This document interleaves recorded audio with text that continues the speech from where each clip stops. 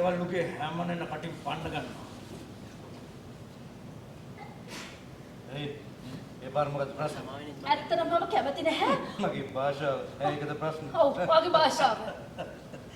ඔය ඇමරිකන් කාර්යය උන්ගේ වුමනා පාකම් පිළිපා ගන්න ජනාධිපති අනේ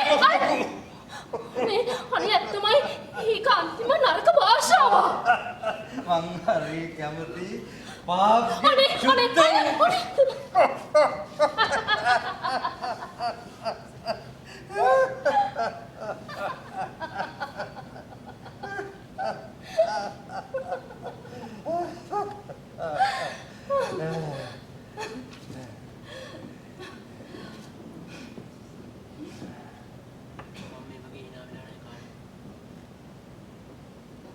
මම මේ වගේ hina වෙලා නැහැ කාලෙකින්.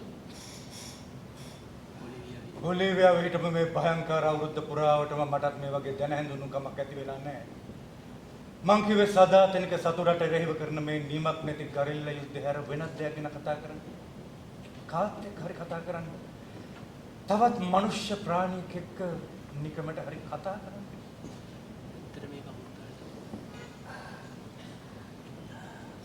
ඒක ඇත්තටම අමුතු තාලේ සතුටක් තමයි. කවුරු හරි කෙනෙක් තමට අහුම්කම් දෙනවයි කියන්නේ. සිද්ධ වෙන්නේ මොකද්ද කියලා මම දන්නේ නැහැ.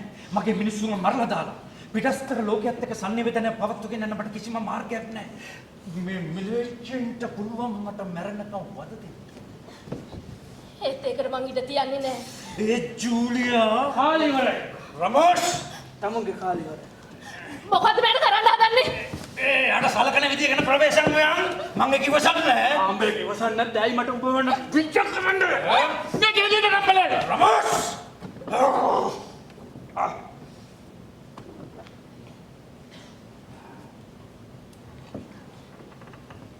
තමුන් ගැන හරියම තොරතුරක් දැනගන්න.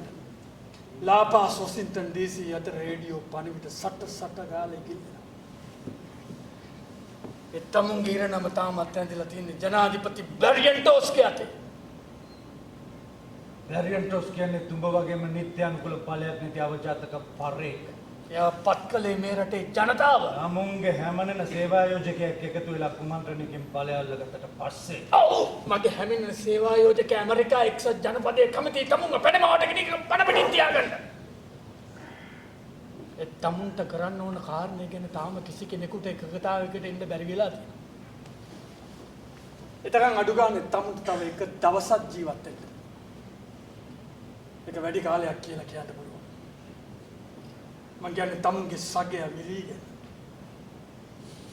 තමුන් මෙතන අර ගුරුවරයෙක් එක්ක ලගිනකොට තමුන්ගේ සගය විලි මලා තනිය මීට මිනිත්තු කිහිපයකට කලින්.